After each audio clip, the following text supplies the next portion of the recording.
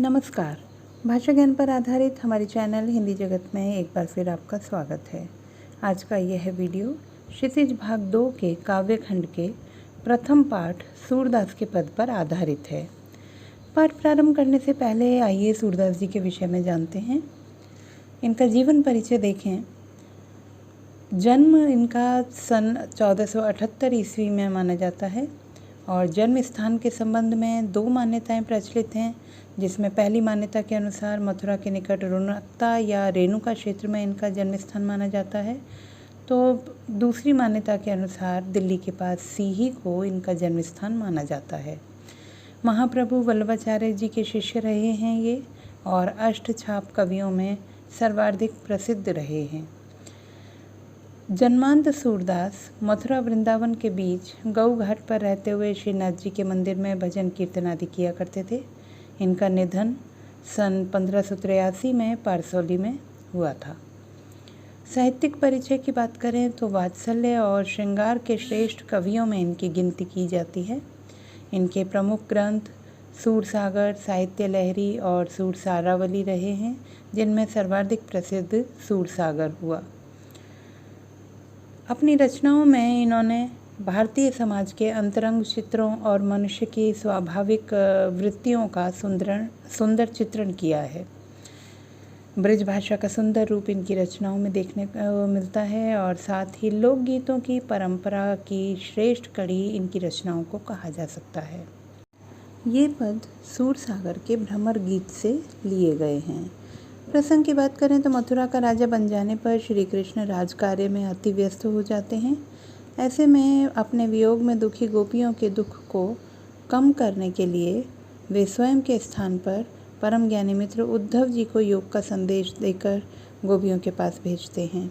कृष्ण प्रेम के लिए व्याकुल गोपियाँ योग का यह नीरस संदेश पाकर भड़क उठती हैं और उसी समय वाटिका में एक भंवरा आ जाता है और गोपियाँ जो हैं भंवरे को माध्यम बनाकर उद्धव जी पर व्यंग्य बाण छोड़ती हैं।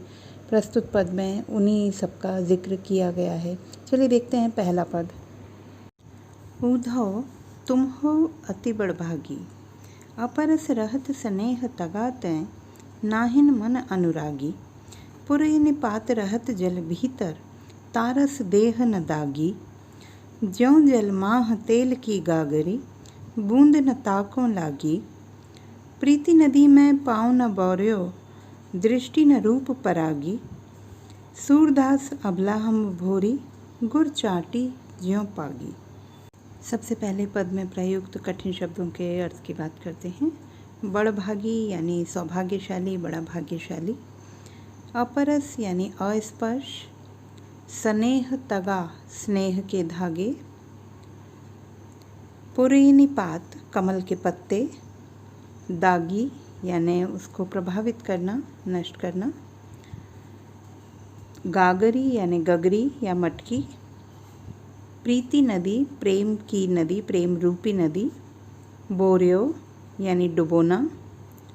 परागी यानी मुग्ध होना, आकर्षित होना। गुर गुड़ के लिए यहाँ पर कहा गया है। भावार्थ देखते हैं। उद्धव तुम हो अति बड़भागी। गोपियाँ उद्धव जी से कहती हैं कि हे उद्धव जी, आप बहुत ही अधिक भाग्यशाली हैं। अपरस रहत स्नेह तगाते, नाहिन मन अनुरागी, कि अभी तक आप श्री कृष्ण के इतने समीप रहते हुए भी उनके स्नेह के धागों से नहीं बंध पाए हैं, ना ही आपके मन ने, आपके हृदय ने उनके प्रेम को अनुभूत किया है।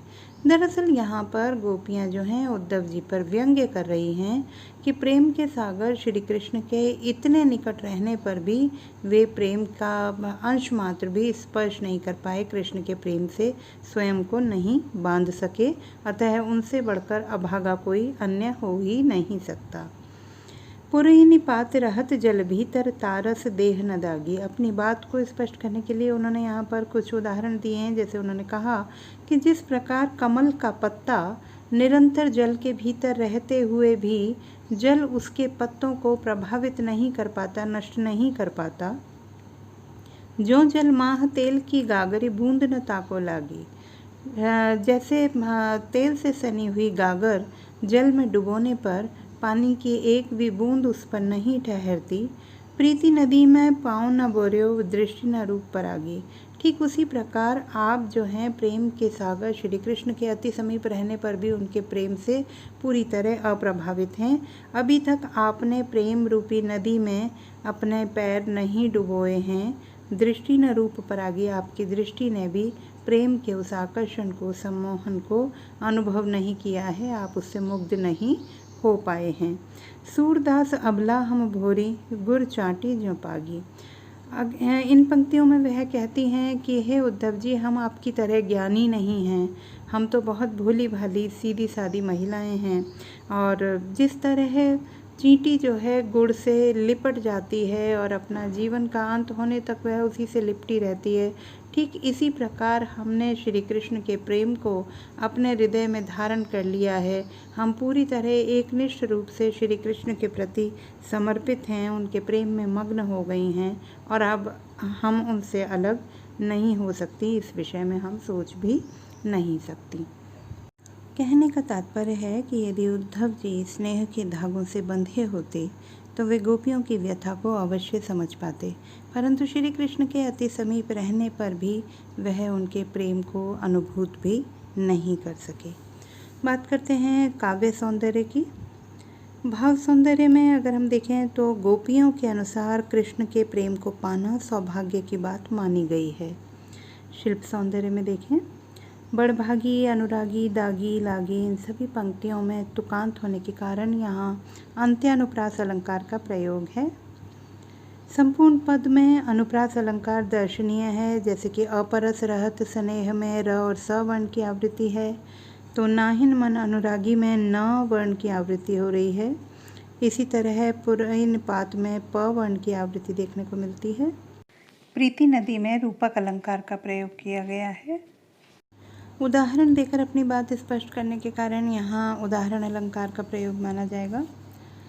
सरल साहित्यिक ब्रजभाषा का प्रयोग यहाँ किया गया है और साथ ही शब्दों का चयन जो है वो भावों की अभिव्यक्ति के अनुरूप है।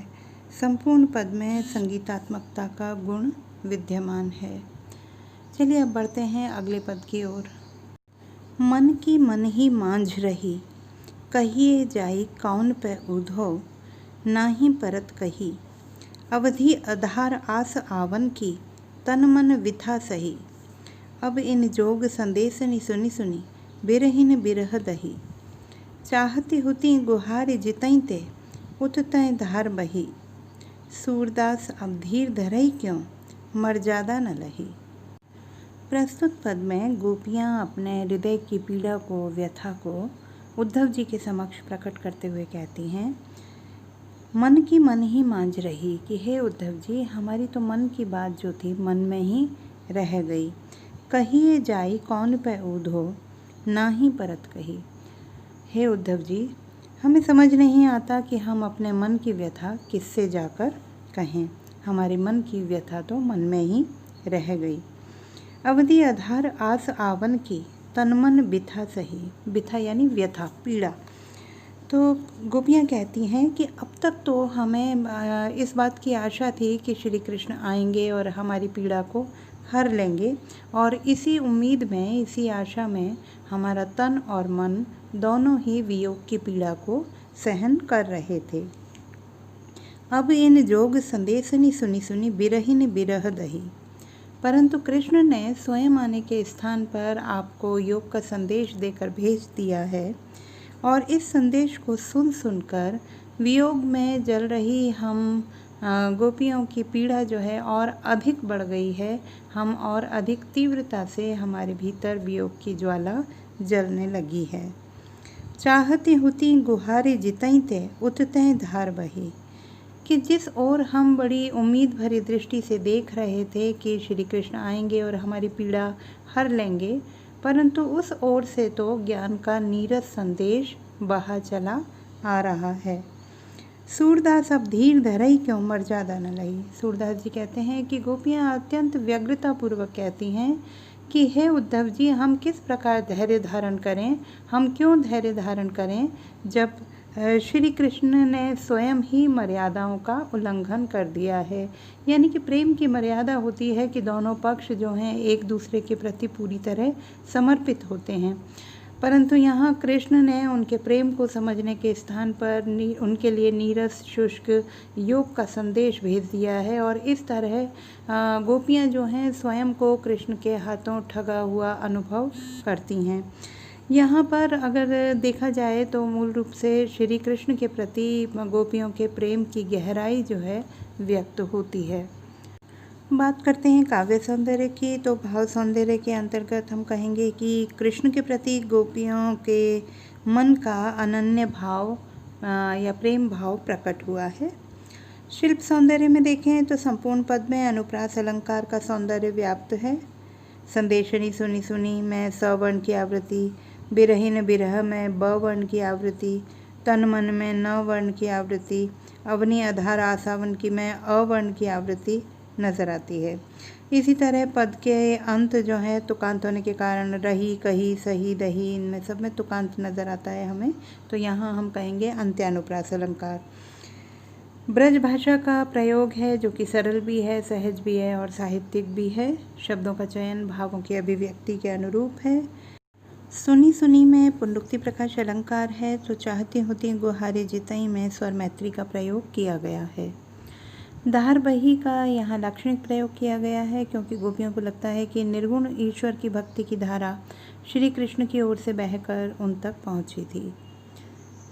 बच्चों, इसके अन्य 2 पदों को समझने के लिए हमारा अगला वीडियो सूर के पद भाग 2 देखना ना भूलें। बने रहिए हिंदी जगत सुनीता भटनागर के साथ। आपका दिन शुभ हो।